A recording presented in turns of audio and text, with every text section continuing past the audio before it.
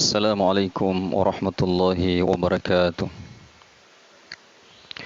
Innal hamdalillah nahmaduhu wa nasta'inuhu wa nastaghfiruh wa na'udzu billahi min shururi anfusina wa min sayyiati a'malina. Asyhadu an la ilaha illallah wahdahu la syarikalah wa asyhadu anna Muhammadan abduhu wa rasuluh. Allahumma salli ala Muhammad wa ala ali Muhammad kama sallaita ala Ibrahim wa ala ali Ibrahim wa barik ala Muhammad wa ala ali Muhammad kama barakta ala Ibrahim wa ala ali Ibrahim innaka Hamidum Majid. Ya ayuhan nasu ubudu rabbakum alladhi khalaqakum walladhina min qablikum la'allakum tattaqun. Ya ayyuhalladzina amanu taqullaha haqqa tuqatih wa la tamutunna illa wa antum muslimun.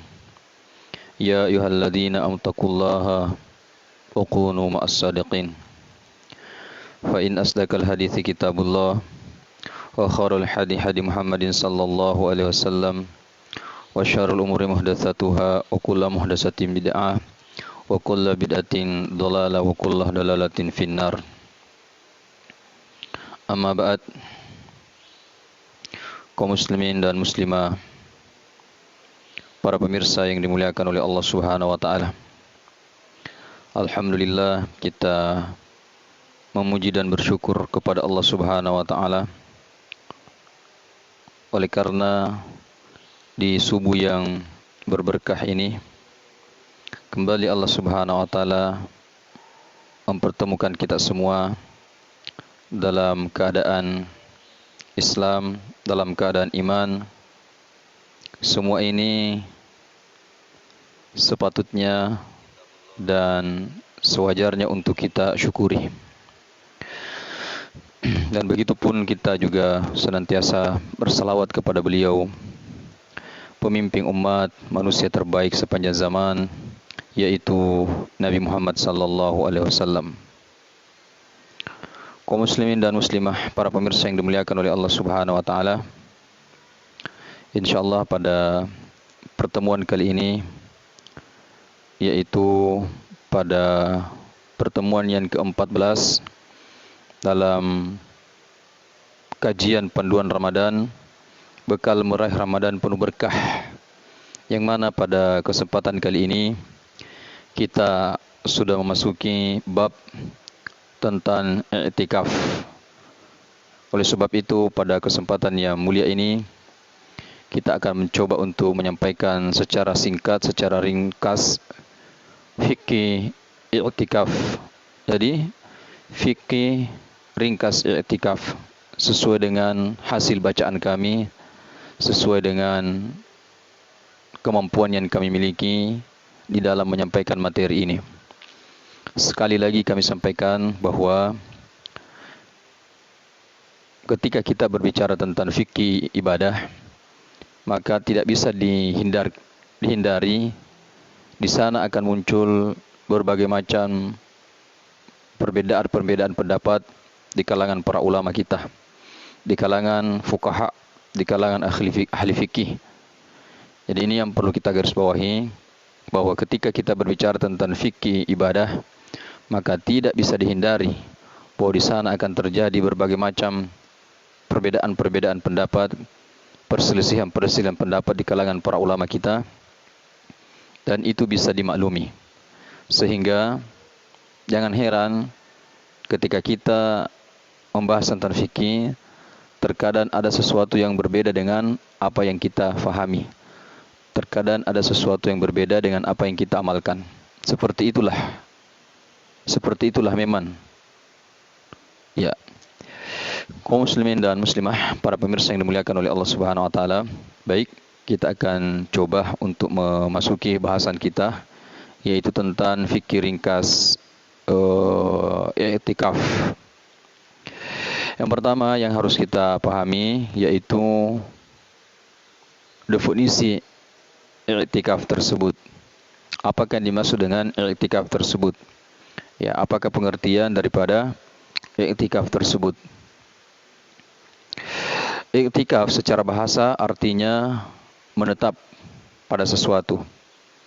Jadi kalau i'tikaf ditinjau dari segi bahasa, maka dia berarti menetap pada sesuatu. Sedangkan jika i'tikaf ditinjau dari segi syar'i, berarti menetap di masjid untuk beribadah kepada Allah dilakukan oleh orang yang khusus dengan tata cara yang khusus. Jadi i'tikaf secara syar'i adalah menetap di masjid untuk beribadah kepada Allah Subhanahu wa taala, dilakukan oleh orang khusus dan dengan tata cara yang khusus pula. Ya. Walaupun harus diakui kaum muslimin bahwa dalam terminologi syariah para ulama kita berbeda-beda dalam mendefinisikan i'tikaf. Ya, harus diakui, harus dipahami bahwa dalam terminologi syar'i para ulama kita juga berbeda-beda di dalam memberikan definisi i'tikaf tersebut. Itu dikarenakan karena perbedaan pandangan dalam penentuan syarat dan rukun i'tikaf. Akan tetapi kita bisa memberikan definisi i'tikaf secara umum. Ya. Walaupun ada perbedaan definisi dari kalangan para ulama kita, akan tetapi secara umum i'tikaf secara syar'i bisa didefinisikan yaitu berdiam diri di dalam masjid untuk beribadah kepada Allah Subhanahu wa taala yang dilakukan oleh orang tertentu dengan tata cara tertentu. Ya, dilakukan oleh orang tertentu dengan tata cara tertentu. Sama dengan tadi, dilakukan oleh orang yang khusus dengan cara yang khusus. I'tikaf kaum muslimin dan muslimah para pemirsa yang dimuliakan oleh Allah Subhanahu wa taala adalah merupakan di antara jalan. Jadi yang namanya di antara bukan satu-satunya, tapi salah satu jalan di antara jalan mudah untuk meraih malam penuh kemuliaan, yaitu malam yang disebut dengan Lailatul Qadar. Jadi syariat i'tikaf ini, amalan i'tikaf ini, para pemirsa yang budiman, adalah merupakan di antara jalan untuk kita mudah untuk mendapatkan yang namanya Lailatul Qadar di bulan Ramadan. Walaupun kita akan sampaikan sebentar bahwa i'tikaf ini bukan hanya khusus di bulan Ramadan. Kapan saja kita ingin i'tikaf itu boleh. Tapi yang kita bahas di sini adalah i'tikaf khusus di bulan Ramadan. Ya. Kemudian selanjutnya yang ingin kita sampaikan pada kesempatan kali ini yaitu apa tujuan i'tikaf tersebut? Ya. Karena tidaklah mungkin Allah Subhanahu wa taala melalui lisan Rasulnya Nabi Muhammad sallallahu alaihi wasallam mengajarkan kita suatu amalan atau memerintahkan kita untuk melakukan suatu amalan, melainkan di sana pasti ada keutamaannya. Di sana pasti ada hikmah yang terkandung di dalamnya, termasuk di antaranya i'tikaf ini. Baik, kita lihat penjelasan ulama kita, apa tujuan i'tikaf, apa hikmah daripada i'tikaf tersebut. Kita lihat penjelasan Al-Imam Ibnu Qayyim Al-Jauziyah rahimahullah. Beliau ini adalah murid daripada Ibnu Taimiyah.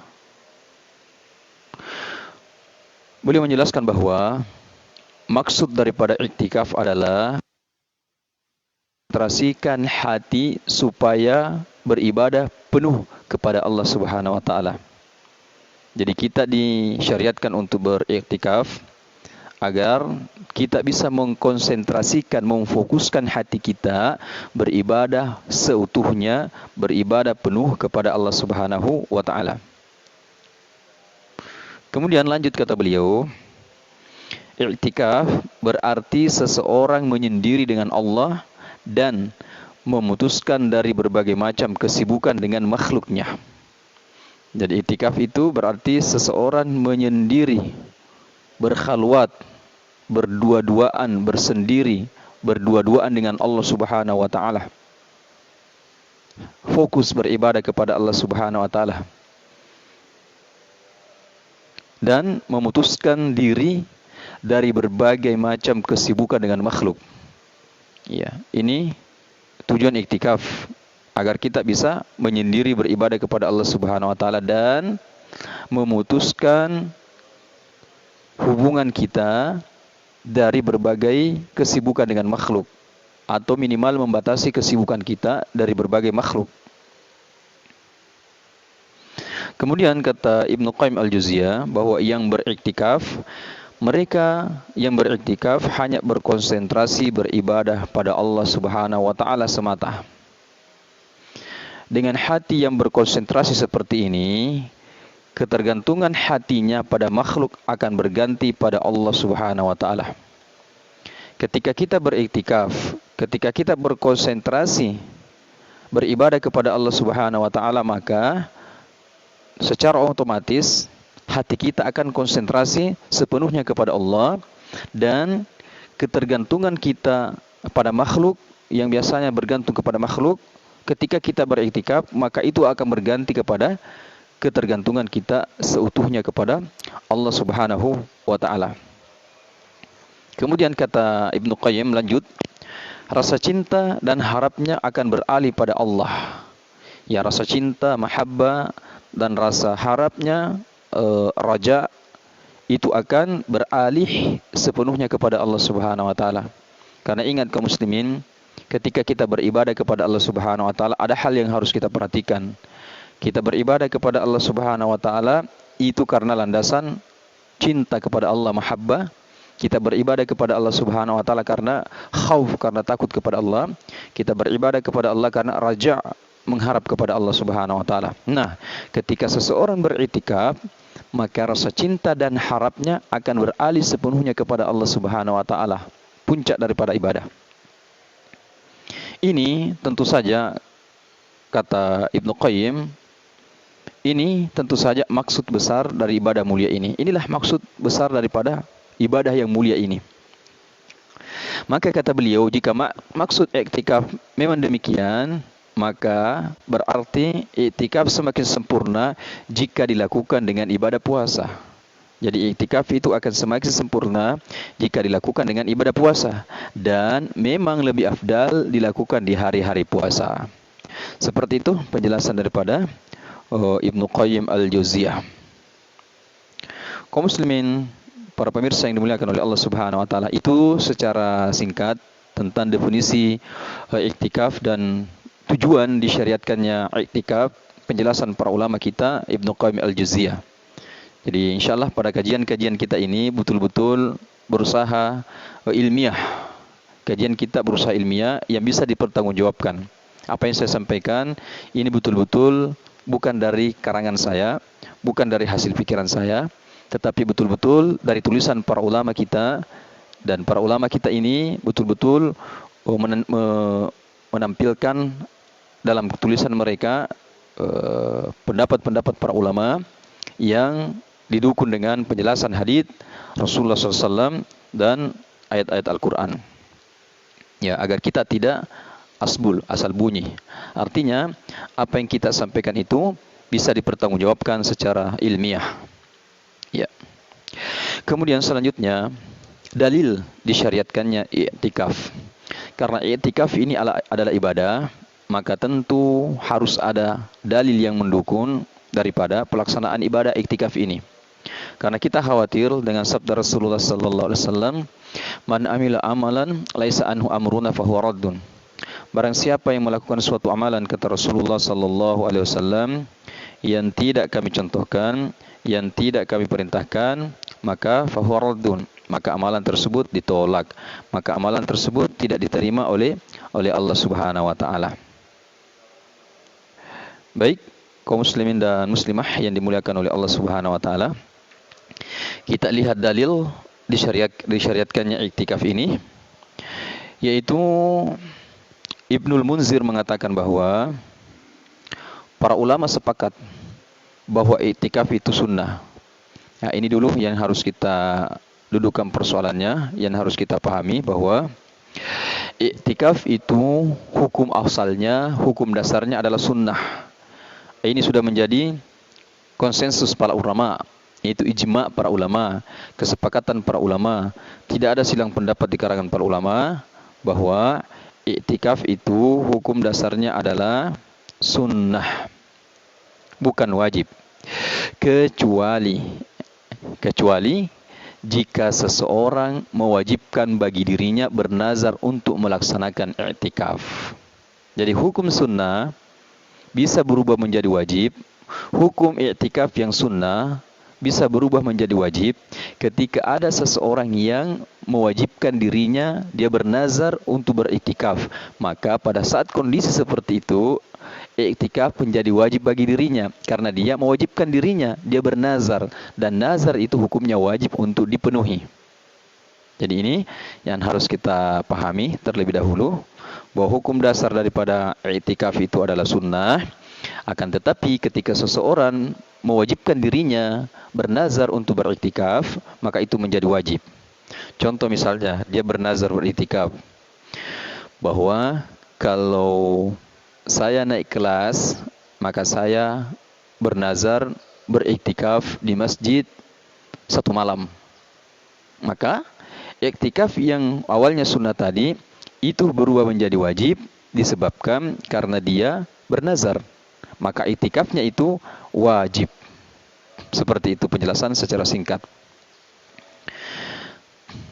Dari Abdullah bin Umar radhiyallahu anhuma, ia berkata bahwa, jadi dari Abdullah bin Umar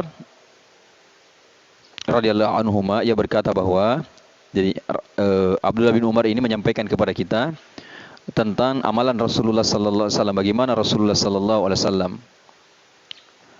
bahwa Rasulullah sallallahu alaihi wasallam biasa beriktikaf di 10 hari terakhir dari bulan Ramadan. Jadi Nabi kita, Nabi Muhammad sallallahu alaihi wasallam, beliau biasa beriktikaf di 10 hari terakhir bulan Ramadan.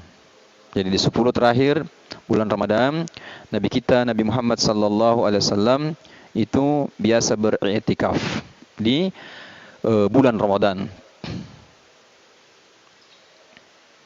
Hadisnya diriwayatkan oleh Al-Imam Bukhari dan Imam Muslim, hadisnya sahih. Kemudian dari Abu Hurairah, dia berkata bahwa Nabi sallallahu alaihi wasallam biasa beriktikaf pada bulan Ramadan selama 10 hari. Namun pada tahun wafatnya beliau beriktikaf selama 20 hari.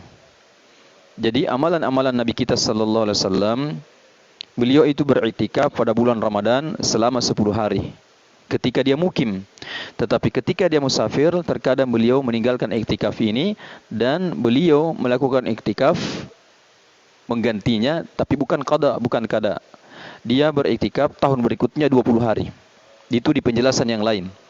Ya, sekali lagi kaum muslimin, tentang iktikaf ini pembahasannya sebenarnya panjang. Banyak dalil-dalil yang menjelaskan tentang hal ini dan banyak penjelasan-penjelasan ulama kita tentang dalil tersebut.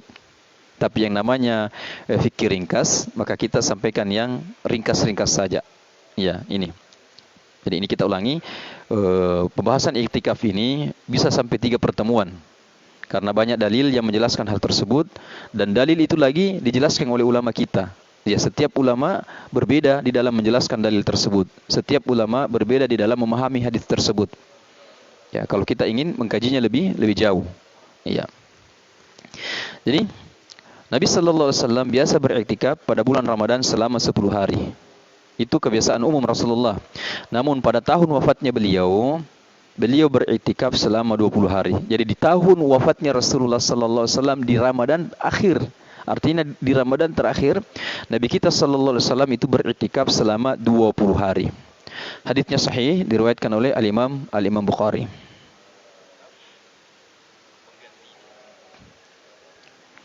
Kemudian waktu iktikaf yang lebih afdal. Jadi kita iktikaf ini kita bahas khusus iktikaf Ramadan, bukan iktikaf secara umum. Waktu iktikaf yang lebih afdal adalah di hari akhir-akhir Ramadan, yaitu 10 hari terakhir bulan Ramadan. Itu yang paling utama, itu yang paling afdal. Sebagaimana hadis Aisyah, ia berkata bahwa Nabi sallallahu alaihi wasallam beriktikaf pada 10 harian akhir dari Ramadan, ya, hingga wafatnya. Kemudian istri-istri beliau pun beriktikaf setelah kepergian beliau. Jadi jelas bahwa Nabi kita Nabi Muhammad sallallahu alaihi wasallam beriktikaf pada 10 hari yang akhir dari Ramadan sampai beliau wafat. Itu amalan beliau. Kemudian setelah wafatnya Rasulullah sallallahu alaihi wasallam, istri-istri beliau pun beriktikaf. Jadi istri-istri beliau pun Nabi kita Nabi Muhammad sallallahu alaihi wasallam beriktikaf setelah wafatnya Rasulullah sallallahu alaihi wasallam. Ya, hadis ini diriwayatkan oleh Al-Imam Bukhari dan Al-Imam Muslim. Hadisnya sahih. Nabi kita, Nabi Muhammad sallallahu alaihi wasallam beriktikaf pada 10 hari terakhir Ramadan. Apa tujuannya? Apa tujuan Rasulullah sallallahu alaihi wasallam beriktikaf pada 10 hari terakhir Ramadan? Tujuannya tentu tidak ada lain adalah agar mudah meraih malam penuh kemuliaan. Agar lebih mudah, lebih fokus untuk mendapatkan peluang bertemu dengan malam Lailatul Qadar, malam kemuliaan. Ya. Tujuan lainnya adalah untuk menghilangkan dari segala kesibukan dunia sehingga Rasulullah sallallahu alaihi wasallam bisa fokus atau mudah bermunajaat dengan Allah Subhanahu wa taala, juga memperbanyak doa dan berzikir ketika itu. Itu tujuan Rasulullah sallallahu alaihi wasallam beriktikaf pada 10 hari terakhir Ramadan. Ya. Kembali kami ulangi kaum muslimin bahwa semua orang yang hidup di malam 10 terakhir Ramadan atau semua orang yang hidup di malam turunnya Lailatul Qadar pasti akan mendapatkan yang namanya Lailatul Qadar. Semua orang yang hidup di malam turunnya Lailatul Qadar pasti mereka mendapatkan Lailatul Qadar. Cuman bagaimana kondisi dan keadaan seseorang di malam Lailatul Qadar itu berbeda-beda. Ini yang harus dipahami, yang harus dimengerti bahwa kondisi seseorang di malam Lailatul Qadar itulah yang membedakan kita.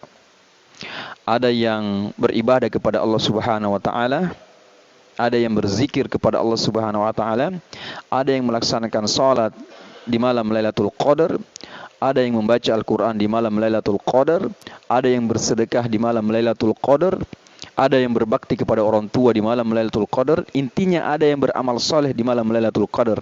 Alhamdulillah, mudah-mudahan kita di dalamnya. Dan ada juga yang bermaksiat di malam Lailatul Qadar. Ada yang memfitnah, ada yang bergibah, ada yang berkelahi, ada yang mengambil hak orang lain, ada yang duduk-duduk di pinggir jalanan, ada yang nongkrong di kafe, ada yang nongkrong di warkop di malam Lailatul Qadar. Seperti itulah kondisi kita. Jadi ini, ya, perlu dipahami bahwa semua orang pasti akan mendapatkan Lailatul Qadar ketika dia masih hidup di malam tersebut. Cuma kondisi dan keadaan kita lah yang membedakan bagaimana kondisi kita ketika turunnya Lailatul Qadar. Makanya diusahakan kita beriktikaf di masjid agar di 10 terakhir Ramadan, khususnya di malam hari Ramadan, agar kita bisa mendapatkan Lailatul Qadar dalam keadaan beribadah di masjid, dalam keadaan berzikir di masjid, dalam keadaan membaca Al-Quran, di dalam keadaan beristighfar, di dalam keadaan salat. Seperti itu. Makanya kita disyariatkan untuk beriktikaf terkhusus di malam di 10 terakhir Ramadan, terkhusus lagi di malam-malamnya. Ya, seperti itu. Kemudian selanjutnya yang perlu kita pahami bahwa iktikaf ini harus dilakukan di masjid. Ya, harus dilakukan di masjid. Kita lihat dalilnya. Nah, supaya lebih kuat, lebih jelas, agar kita tidak asal ngomong, agar kita tidak asal bunyi. Perlu dalil penunjangnya. Mengapa sehingga iktikaf harus dilakukan di masjid? Ini berdasarkan berdasarkan firman Allah Subhanahu wa taala dalam surah Al-Baqarah ayat 187. Wala tuwashiruhunna wa antum akifuna fil masajid. Tetapi janganlah kamu campuri mereka sedang kamu beriktikaf dalam masjid. Coba. Tetapi janganlah kamu campuri mereka. Artinya janganlah melakukan hubungan suami istri sedang kamu beriktikaf di dalam masjid. Jadi dengan demikian, kaum muslimin dan muslimah yang dimuliakan oleh Allah Subhanahu wa taala, sungguh sangat jelaslah bahwa tempat iktikaf yang disyariatkan itu adalah di masjid, bukan di rumah. Ya. Juga demikian karena Rasulullah sallallahu alaihi wasallam begitupun dengan istri-istri beliau, beliau melakukan iktikaf itu di dalam masjid dan tidak pernah sama sekali beliau melakukan iktikaf di luar masjid atau bukan di masjid. Ya. Kemudian menurut mayoritas ulama, mayoritas ini adalah jumhur, sebagian besar ulama, beliau mengatakan bahwa i'tikaf disyariatkan di semua masjid karena keumuman firman Allah Subhanahu wa taala dalam surah Al-Baqarah yang telah kita bacakan tadi bahwa wala tubashiruhunna wa antum akifuna fil masajid. Tetapi janganlah kamu campuri mereka sedang kamu beriktikaf dalam masjid. Maka ulama kita mayoritas memahami bahwa i'tikaf disyariatkan di semua masjid. Bukan hanya di masjid-masjid tertentu, bukan hanya di Masjidil Haram, bukan hanya di Masjidil Nabawi, bukan hanya di Masjidil Aqsa, tetapi semua yang namanya masjid, maka seseorang disyariatkan boleh beriktikaf di dalamnya. Al-Imam Bukhari membawakan bab dalam kitab sahihnya, di situ disebutkan bahwa iktikaf pada 10 hari terakhir bulan Ramadan dan iktikaf di seluruh masjid. Ibnu Hajar mengatakan bahwa ayat dalam surah Al-Baqarah 187 yang kita sampaikan tadi menyebutkan disyaratkannya masjid tanpa dikhususkan masjid tertentu. Ya, tanpa disebutkan masjid tertentu. Kemudian Al-Imam Malik mengatakan bahwa i'tikaf boleh dilakukan di masjid mana saja asal ditegakkan salat 5 waktu di masjid tersebut. Jadi Imam Malik berpendapat bahwa i'tikaf itu boleh dilakukan di masjid mana saja. Ya, di masjid mana saja dengan catatan masjid itu memang ditegakkan salat 5 waktu. Maka boleh beriktikaf di sana. Ya, dia juga membawakan dalil keumuman dalil dalam surah Al-Baqarah tadi 187. Dan ini juga menjadi pendapat Imam Syafi'i. Seperti itu juga pendapat Imam Syafi'i. Akan tetapi Imam Syafi'i menambahkan satu syarat. Jadi bahwa syarat yang disebutkan oleh Imam Syafi'i bahwa masjid tersebut diadakan salat Jumat. Ya, diadakan salat Jumat. Jadi bukan hanya salat 5 waktu, duhur, asar, maghrib, isya, subuh, tetapi di masjid tersebut juga dilakukan salat Jumat. Karena ada terkadang masjid yang tidak melaksanakan salat Jumat, dia ke masjid yang lain. Maka masjid yang disyaratkan untuk ditempati untuk iktikaf itu, di mana masjid itu di tempat itu dilaksanakan salat Jumat. Kenapa sampai Imam Syafi'i mensyaratkan tersebut? Tujuannya adalah agar ketika pelaksanaan salat Jumat, orang yang beriktikaf tidak perlu keluar dari masjid. Ya. Jadi ini alasan beliau, pendapat beliau bahwa masjid itu harus ditempati salat Jumat. Sehingga orang-orang yang beriktikaf itu tetap di masjid tersebut melaksanakan salat Jumat. Karena kalau di masjid itu tidak dilaksanakan salat Jumat, maka orang yang beriktikaf akan keluar ke masjid lain untuk melaksanakan salat Jumat. Seperti itu.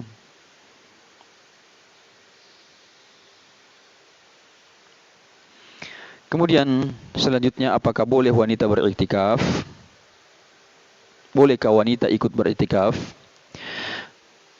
Menurut mayoritas ulama, jumhur ulama, bahwa wanita boleh beriktikaf di masjid sebagaimana laki-laki. Jadi wanita boleh beriktikaf di masjid sebagaimana laki-laki beriktikaf. Dalilnya yaitu Aisyah radhiyallahu anha berkata, Rasulullah sallallahu alaihi wasallam biasa beriktikaf pada bulan Ramadan. Apabila selesai dari salat subuh, beliau masuk ke tempat khusus iktikaf beliau. Jadi ketika Rasulullah sallallahu alaihi wasallam beriktikaf di masjid dan setelah selesai salat subuh, beliau masuk ke tempat khusus beliau. Jadi di dalam masjid itu Rasulullah membuat lagi satu tempat khusus. Ya, dibuat semacam sekat-sekat di dalam masjid, ya, ruangan-ruangan di dalam masjid. Nah, setelah Rasulullah sallallahu alaihi wasallam melaksanakan salat subuh, maka beliau masuk ke dalam ruangan tersebut, tempat beliau beriktikaf. Kemudian Yahya bin Sa'id berkata, kemudian Aisyah radhiyallahu anha meminta izin untuk bisa beriktikaf bersama beliau. Maka beliau mengizinkannya. Maka beliau mengizinkannya. Ini menunjukkan bahwa wanita boleh beriktikaf, ikut beriktikaf di masjid. Hadits ini hadits yang sahih, ya.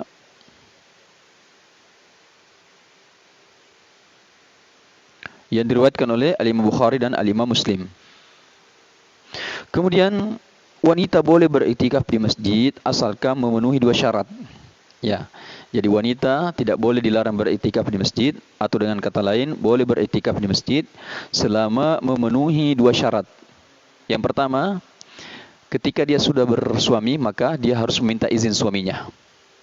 Jadi wanita yang ingin iktikaf di masjid, syaratnya yang pertama harus meminta izin dari suaminya. Kalau suaminya memberikan izin, maka boleh dia beriktikaf di masjid. Tetapi kalau suaminya tidak mengizinkan, maka tidak boleh dia beriktikaf. Kemudian yang kedua, tidak menimbulkan fitnah atau tidak menimbulkan godaan bagi laki-laki. Ya, sehingga wanita yang beriktikaf harus benar-benar menutup aurat dengan sempurna dan juga tidak memakai wewangian. Jadi wanita yang ingin beriktikaf itu boleh saja asal tidak menimbulkan fitnah bagi laki-laki. Ya, maka wanita itu betul-betul harus menutup auratnya dengan benar sesuai dengan yang disyariatkan dalam agama kita. Bagaimana bentuknya, bagaimana modelnya itu terserah, yang penting menutup aurat. Ya, aurat ini lagi dibahas oleh ulama, yang mana itu batasan aurat. Ini lain lagi pembahasannya. Ya. Dan tidak boleh memakai wewangian, karena memang ada larangan bagi wanita untuk memakai wewangian. Ya. Jadi seperti itu, kaum muslimin dan muslimah yang dimuliakan oleh Allah Subhanahu wa taala, boleh dia ikut beriktikaf di masjid, boleh. Perlu kita sampaikan juga bahwa bagaimana dengan orang yang di rumah yang tidak iktikaf di masjid? Apakah dia tetap mendapatkan Lailatul Qadar? Jawabannya iya. Orang yang di rumah, ya, dia menghidupkan ibadah di rumah di malam-malam Ramadan, terutama di malam terakhir Ramadan, 10 terakhir Ramadan, cuma dia tidak ke masjid, dia hanya di rumah, maka insya Allah dia juga akan mendapatkan kemuliaan Lailatul Qadar. Karena beda, tidak satu paket. Artinya lain perintah iktikaf, lain perintah mencari Lailatul Qadar. Ya, cuman Lailatul Qadar lebih besar peluangnya didapatkan ketika seseorang beriktikaf di masjid, lebih besar peluangnya.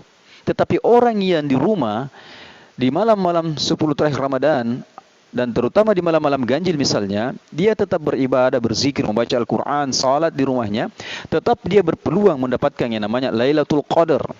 Jadi ini harus dipahami, bukan berarti bahwa yang mendapatkan Lailatul Qadar itu hanya di masjid, bukan seperti itu. Ya, ini bukan berarti bahwa yang berhak mendapatkan Lailatul Qadar itu mereka yang iktikaf di masjid, bukan. Orang yang di rumah saja beribadah, beribadah kepada Allah Subhanahu wa taala, berzikir juga mendapatkan peluang Lailatul Qadar. Ya, ini. Kemudian selanjutnya yang ingin kita sampaikan yaitu waktu atau lama waktu berdiam di masjid tentang iktikaf ini. Para ulama sepakat bahwa iktikaf tidak ada batasan waktunya, tidak ada batasan waktu maksimalnya, tidak ada. Namun mereka berselisih pendapat berapa waktu minimal untuk dikatakan sudah beriktikaf. Jadi batasan waktu maksimal itu tidak ada batasan waktu maksimalnya, tidak ada. Sampai kapan saja kalau mau. Tetapi batasan minimalnya itu ada perselisihan pendapat di kalangan ulama tentang masalah ini. Menurut mayoritas ulama bahwa i'tikaf tidak ada batasan waktu minimalnya. Artinya boleh cuma sesaat di malam atau di siang hari. Jadi artinya boleh cuma sesaat di malam atau di siang hari. Ketika mereka sudah masuk ke masjid, dia beribadah kepada Allah dan dia niatkan juga untuk i'tikaf, maka dia sudah disebut dengan i'tikaf. Misalnya membaca Al-Quran selama 1 jam misalnya, sebelum membaca Al-Quran, dia niatkan juga i'tikaf. Bahwa dia masuk ke masjid, ya, kemudian dia niatkan beriktikaf, membaca Al-Quran, maka dia sudah disebut beriktikaf. Misalnya juga di masjid ada pengajian, kemudian seseorang masuk ke masjid untuk mendengarkan pengajian, dia niatkan juga untuk iktikaf, maka dia disebut sebagai orang yang beriktikaf. Al-Mardawi rahimahullah mengatakan bahwa waktu minimal dikatakan iktikaf pada iktikaf yang sunnah atau iktikaf yang mutlak. adalah selama disebut berdiam di masjid walaupun hanya sesaat, yaitu. Kemudian Ibnu Hazm rahimahullah berkata bahwa i'tikaf dalam bahasa Arab berarti iqamah, berdiam.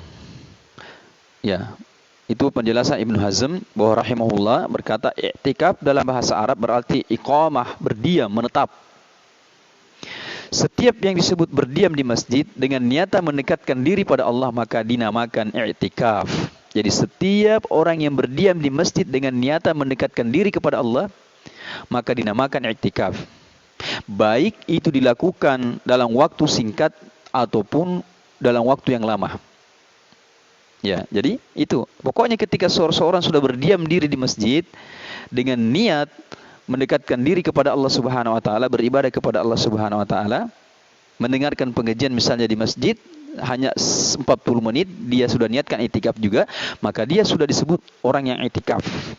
Itu penjelasan Ibnu Hazm. Oleh karena kata beliau, tidak ada dalil dari Al-Quran maupun As-Sunnah yang membatasi waktu minimalnya dengan bilangan tertentu atau menetapkannya dengan waktu tertentu. Tidak ada dalil baik dari Al-Quran maupun dari As-Sunnah yang membatasi waktu minimal dengan bilangan tertentu atau menetapkannya dengan waktu tertentu. Seperti itu penjelasan Ibnu Hazm.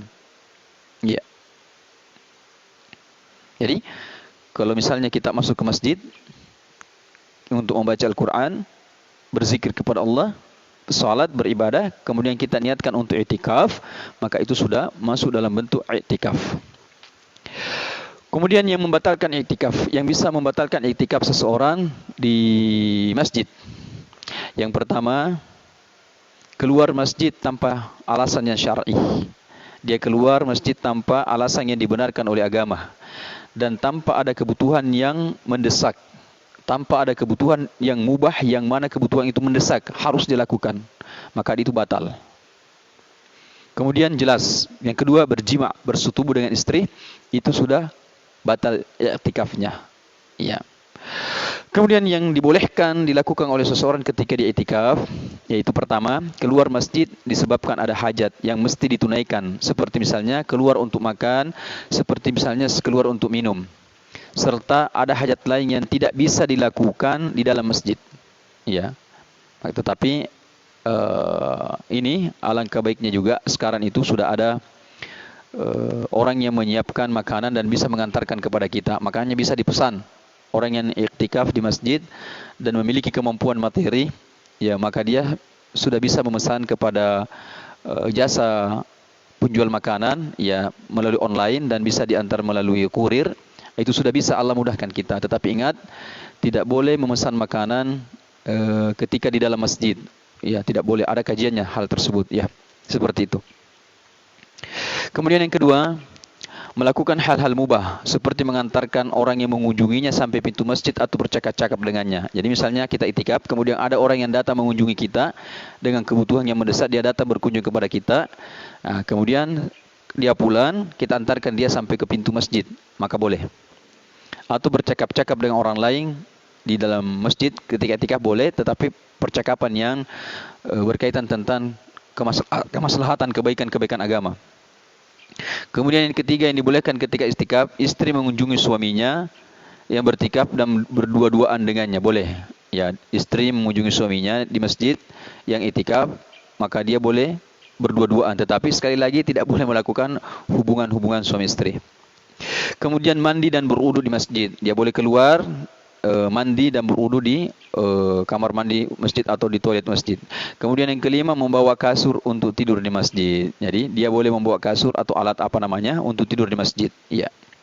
Ya, karena orang yang iktikaf itu harus dipahami bukan berarti dia tidak tidur.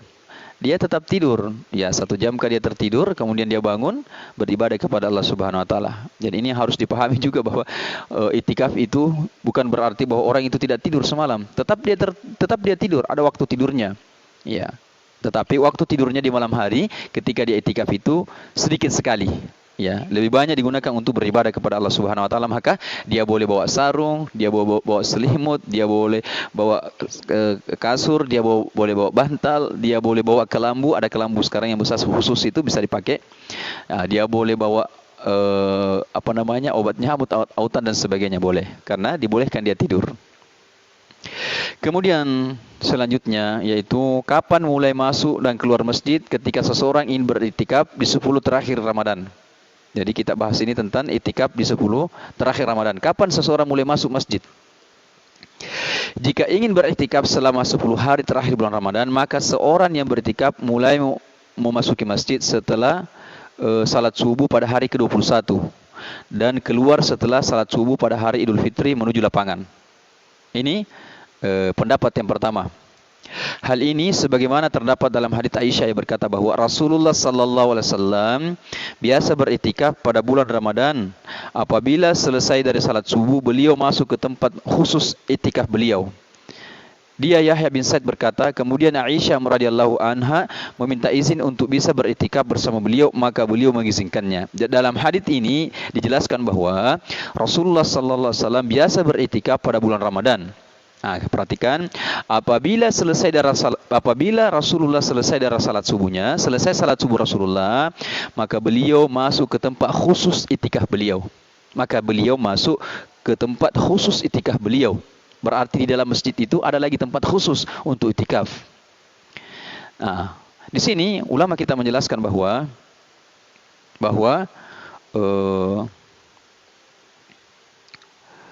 waktu masuknya seseorang mulai iktikaf di masjid itu berdasarkan hadis ini, yaitu pada hari ke-21. Apabila Rasulullah SAW ingin beriktikaf, beliau melaksanakan salat subuh kemudian masuk ke tempat iktikafnya. Ya, makanya sebagian ulama berdalil dengan hadis ini, seperti yang saya katakan tadi, mereka berdalil dengan dalil ini menyatakan bahwa iktikaf dimulai ketika selesai salat subuh pada hari ke-21. Jadi, sebagian ulama berdalil dengan hadits ini menyatakan bahwa iktikaf itu dimulai ketika selesai salat subuh pada hari ke-21. Berarti malam ke-21 terlewatkan. Ya, karena malam 21 itu termasuk malam ganjil.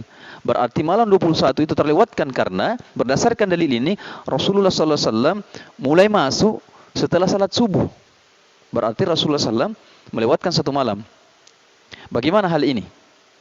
Maka hal ini dijawab oleh ulama kita, yaitu Imam Nawawi. Al-Imam Nawawi memberikan jawaban terhadap masalah ini, bahwa sebenarnya Nabi sallallahu alaihi wasallam lebih dahulu beriktikaf di masjid. Ya, jadi sebenarnya Rasulullah sallallahu alaihi wasallam itu lebih dahulu beriktikaf di masjid. Adapun hadits Aisyah radhiyallahu anha tersebut bukanlah menunjukkan Nabi memulai iktikaf pada saat itu. Jadi hadis dari Aisyah ini bukanlah menunjukkan bahwa Rasulullah SAW mulai iktikaf setelah salat subuh, bukan. Namun Nabi sebenarnya telah beriktikaf dan tinggal di masjid sebelum waktu maghrib. Ya, Nabi sebenarnya sudah beriktikaf dan tinggal di masjid sebelum waktu maghrib. Ya, namun Rasulullah SAW nanti masuk ke ruang iktikafnya di masjid. Itu yang khusus dibuat untuk iktikaf dalam masjid, nanti dia masuk setelah salat subuh. Jadi sebenarnya kata Imam Nawawi, Rasulullah SAW itu sudah beriktikaf dan tinggal di masjid sebelum waktu maghrib. Jadi pada tanggal 20 Ramadan, terbenam matahari di 20 Ramadan, maka Rasulullah SAW sebenarnya sudah masuk di masjid sebelum waktu maghrib. Berarti pada malam 21 Ramadan, Rasulullah SAW sudah ada di masjid, beriktikaf di masjid. Namun, beliau masuk ke dalam tempat khusus iktikafnya yang ada di masjid. Jadi, ruang khusus iktikaf Rasulullah SAW itu ada di dalam masjid. Nanti Rasulullah SAW masuk ke dalam ruang iktikaf tersebut, khusus iktikaf tersebut, pada selesai salat subuh. Nah, berarti Rasulullah SAW mulai iktikaf, sudah masuk ke masjid, karena iktikaf itu tempatnya di dalam masjid pada malam 21. Nah, seperti itu. Seperti itu kaum muslimin penjelasan Al-Imam Nawawi rahimahullah tentang hadis tersebut. Ya. Kemudian juga Syekh Muhammad bin Salih Al-Utsaimin menjelaskan bahwa seseorang yang beriktikaf mulai beriktikaf ketika terbenamnya matahari pada malam ke-21 Ramadan. Jadi seorang yang ingin beriktikaf itu mulai beriktikaf ketika terbenamnya matahari pada malam ke-21. Jadi terbenamnya matahari pada malam 21 artinya masuk hari 20 Ramadan, terbenam matahari pada hari itu, maka sudah masuk pada 21 Ramadan. Karena pada saat itulah 10 hari terakhir yang dimaksud dalam hadis dimulai. Hal ini kata beliau tidaklah bertentangan dengan hadits Aisyah dan hadits Abu Sa'id radhiyallahu anhu, meskipun redaksi kedua hadis tersebut memiliki perbedaan. Ya, seperti itu kaum muslimin yang dimuliakan oleh Allah Subhanahu wa taala. Tentang penjelasan hadis ini agar kita bisa memahaminya. Ya.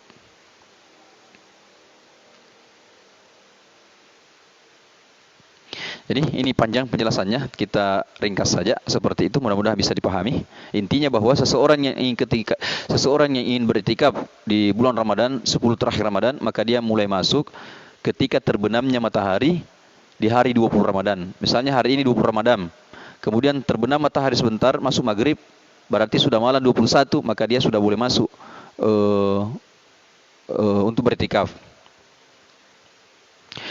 Nah, kapan keluarnya dari masjid?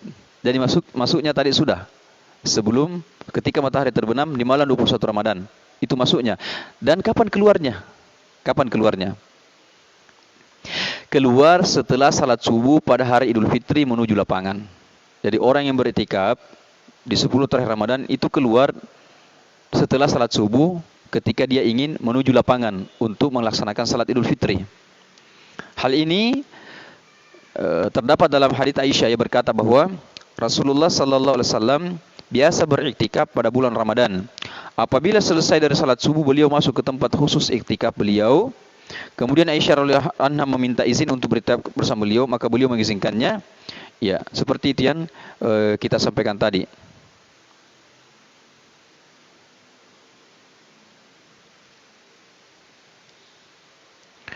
Kemudian ada tambahan dari Syekh Muhammad bin Shalih Al-Utsaimin bahwa seorang yang beriktikaf mengakhiri iktikafnya apabila bulan Ramadan telah berakhir, dan bulan Ramadan berakhir ketika matahari terbenam pada malam Id. Ya, ini pendapat Syekh Utsaimin bahwa seorang yang beriktikaf mengakhiri iktikafnya, menyelesaikan iktikafnya apabila bulan Ramadan telah berakhir, dan bulan Ramadan itu berakhir ketika matahari terbenam pada malam Id. Artinya misalnya 30 Ramadan. Kemudian pada hari 30 Ramadan itu terbenam matahari, sudah masuk berbuka puasa, maka pada saat itu waktu Ramadan sudah selesai. Ramadan telah berakhir berganti dengan Syawal. Maka seseorang, kata Imam Syekh Utsaimin ini, boleh mengakhiri iktikafnya ketika sudah masuk waktu maghrib tersebut, matahari terbenam tersebut, tidak perlu menunggu sampai subuh besok, tidak perlu. Ya. Jadi sekali lagi kaum muslimin, saya ulangi, ini masalah fikih ibadah. Ada perbedaan-perbedaan di kalangan pendapat para ulama.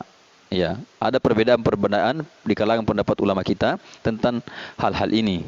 Ya, sehingga kita tidak boleh merasa paling benar, kita tidak boleh merasa kita lah yang paling benar dalam masalah fikih. Cuma kita berkewajiban secara ilmiah, amanah ilmiah untuk menyampaikan perbedaan-perbedaan pendapat ulama tersebut. Ya. Karena kalau kita tidak menyampaikan pendapat-pendapat ulama tersebut, kita mengkhianati amanah ilmiah dari agama ini. Kemudian sebagian ulama menganjurkan agar seorang tetap tinggal beriktikaf pada malam Id dan baru mengakhiri ketika hendak melaksanakan salat Id. Ya, Imam Malik mengatakan bahwa dia melihat sebagian ulama apabila beriktikaf pada 10 hari terakhir Ramadan, mereka tidak pulang ke keluarga mereka hingga mereka mengakhiri salat Id bersama manusia. Yaitu penyampaian Imam Malik bahwa dia melihat bahwa sebagian ulama, amalan sebagian ulama, apabila ulama ini beriktikaf pada 10 terakhir Ramadan, mereka tidak pulang ke keluarganya, ya, hingga mereka menghadiri salat Id bersama manusia.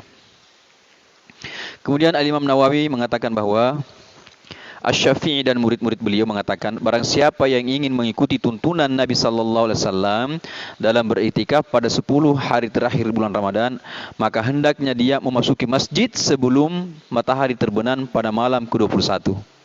Itu Imam Nawawi mengatakan seperti itu, bahwa Asy-Syafi'i dan murid-murid beliau mengatakan bahwa barang siapa yang ingin mengikuti tuntunan sunnah Nabi sallallahu alaihi wasallam dalam beriktikaf pada 10 hari terakhir bulan Ramadan, maka hendaklah dia memasuki masjid sebelum matahari terbenam pada malam ke-21, agar dia tidak terluput untuk memperoleh Lailatul Qadar. Karena malam Lailatul Qadar itu turun pada malam ganjil, dan malam ke-21 itu salah satu malam ganjil. Dan bagaimana dan bisa jadi Lailatul Qadar itu pada malam turun pada malam 21. Nah, dia keluar dari masjid setelah terbenamnya matahari pada malam Id, dan dia keluar dari masjid setelah terbenamnya matahari pada malam Id. Ya, baik bulan Ramadan telah berakhir sempurna. Jadi setelah matahari terbenam, hari terakhir Ramadan, terbenam matahari menandakan masuknya waktu Syawal, maka dia sudah boleh keluar dari masjid karena Ramadan telah berakhir dengan sempurna. Atau tidak, dan yang lebih afdal, dia tetap tinggal di masjid pada malam Id sampai menunaikan salat Id di masjid, atau dia tetap tinggal di masjid di malam dan keluar dari masjid ketika hendak menuju tanah lapang untuk mengerjakan salat Id jika dia mengerjakannya di sana. Nah, itu yang lebih afdal kata beliau, bahwa dia tetap tinggal di masjid sampai besok, nanti dia keluar dari masjid setelah salat subuh menuju lapangan atau tempat salat Id. Itu yang lebih afdal, itu yang lebih utama kata Imam Nawawi dalam menyampaikan pernyataan Imam Syafi'i dan murid-murid Imam Syafi'i. Ini kaum muslimin yang perlu kita pahami. Kemudian yang terakhir yaitu adab i'tikaf. Adab-adab yang harus diperhatikan bagi orang-orang yang i'tikaf.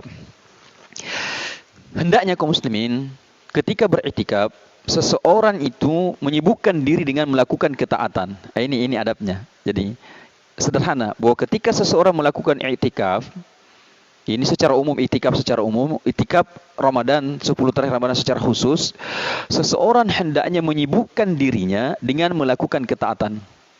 Melakukan ketaatan. Ketaatan ini banyak jenisnya. Atau dengan melakukan ibadah-ibadah ini banyak jenisnya. Misalnya berdoa, kemudian berzikir, bersalawat, mengkaji Al-Quran, mengkaji hadits, dan dimakruhkan menyibukkan diri dengan perkataan dan perbuatan yang tidak bermanfaat. Makanya orang yang i'tikaf disarankan untuk tidak membawa handphone. Tidak membawa handphone. Karena ketika dia bawa handphone, apalagi yang handphone yang Android, dikhawatirkan dia lebih banyak sibuk dengan handphonenya dibandingkan dengan beribadah kepada Allah Subhanahu wa taala. Ya. Dan ibadah yang lebih utama ketika seseorang i'tikaf, terutama di malam-malam ganjil, yaitu salat. Karena ada jaminan dari Rasulullah SAW bahwa siapa yang melaksanakan salat di malam Lailatul Qadar,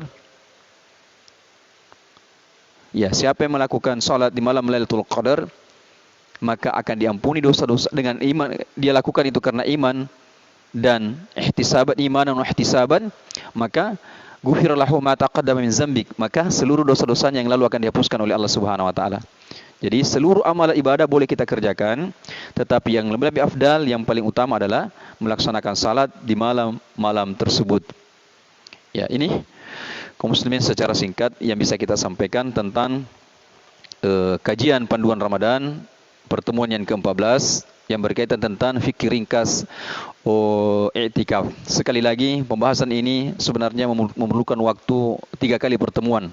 Ya, 3 kali pertemuan baru bisa kita sampaikan secara tuntas, secara detail pembahasan ulama kita, penjelasan ulama kita di dalam masalah ini. Tetapi kita ringkas saja inti-intinya dan mudah-mudahan bisa dipahami tentang penjelasan ini. Demikian kaum muslimin yang bisa kita sampaikan. Segala kebenaran itu bersumber mutlak dari Allah Subhanahu wa taala. Al-haqqu mir rabbika fala takunanna minal mumtarin. Segala kesalahan dan kekurangan sumbernya itu mutlak dari saya sebagai manusia biasa yang tak luput dari kesalahan dan kekhilafan. Jadi mohon diluruskan, mohon dikritik, kritik yang membangun untuk pengembangan dakwah kami ke depan. Demikian, mudah-mudahan bermanfaat. Kita akhiri dengan doa kafaratul majlis. Subhanakallahumma hamdik, asyhadu an la ilaha illa anta, astaghfiruka wa atubu ilaik.